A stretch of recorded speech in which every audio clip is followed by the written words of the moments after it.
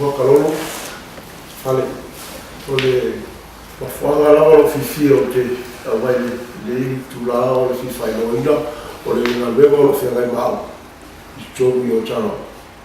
O lue nei tōru o taro o le safety o le whasa o le muu o tamaiti, i ngā te lea o tangata mātutua, a mwese pui o sa o le muu i le ola, o te ina mo tai au. Me se sa o le muu a oa o ai e nei, e ngalua fue mo le pe singalua whapiskoa, e ngalua fue le se stongi, o fue ina le ola man malosi e o nai mo le lei o le community tia tangata Samoa i stongi o tara.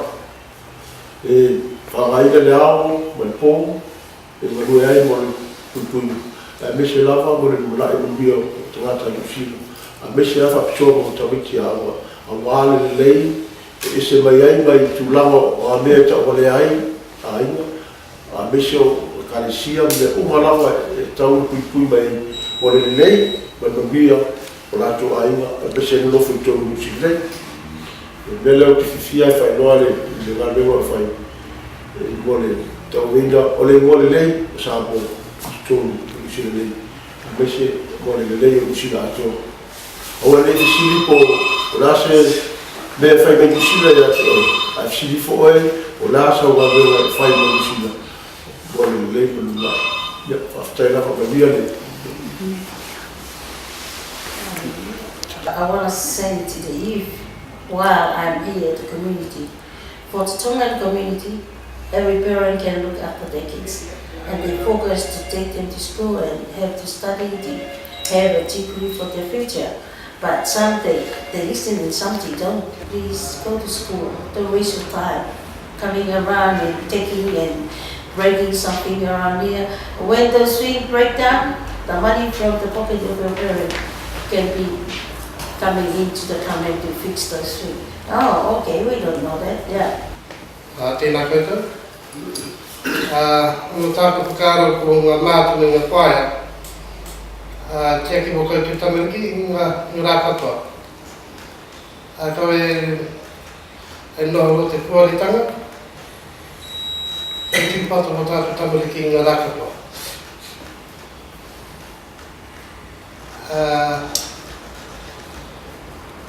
E haere tōni rātu ki ngā kura katoa i ngā rā. Haere rapu mahi mo rātu. Hoi nana tēnei kororo mo tātou, tēnā koutou. Mataku whaui whahua ki atua ko mai ke iu ke whiriwea ai mo e tau matakai ngāwa. Whaurofuna hia. Ngā kai whai kupu whoki ke nai ke whakatara ki mga hunei. Ke tō kupu ni ke whakaoho atu ke tau matua niwe ke hamtūra tau whanau ke whamarolo ke watu e tau aonga mo e mahani a maonga. Ai koe mena ia ke kamatamata whoki e wharua.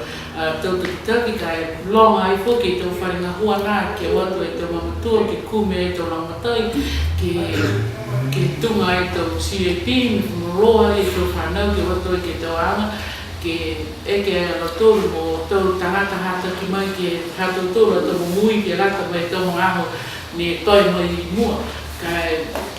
Ke hia ni e tau manmanatu ke hata ki hata tōru a tau whanau, ke aua ia ke ua tau se hata tau mahani kua nā kai rata ke tause, kai amanaki ni ke nonoko whiawhia ai e tau mawhawa, ke tau rotokaina, mai mui whiawhia ai mai hata tōru a tau whanau, ka ori atu ke mtōru, ke mea ke whanongonongo ai ke mtōru a tau matua ke he tau kaina, ne nonoko ai, mai longa atu whuki tau mena ke watu mtōru ke tau aonga, mai tau whari whoki ke watu mtūru ke rata i mea mtūru a tau maroro sino, ke watu ai ki he tau whare ke whawhiawhia ai ke tunga e tau sporti, me rata i me tau kōri, ke rata i mea mtūru a tau mui ke tau ngaho i mua, nā kai whai kukulai ma tau matua, kai whawelai kua whanongonongo mai.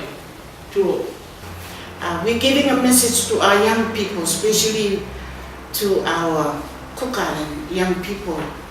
Now, if they see the hardness that they are going through, because we are living in a town that there has been good news from this town in Ota in the 70s and the 80s and the 90s. We got movie stars from here in Ota. But this is the motivation that we're getting to our people in the community. If they need help in their own home and their family, get out and get help.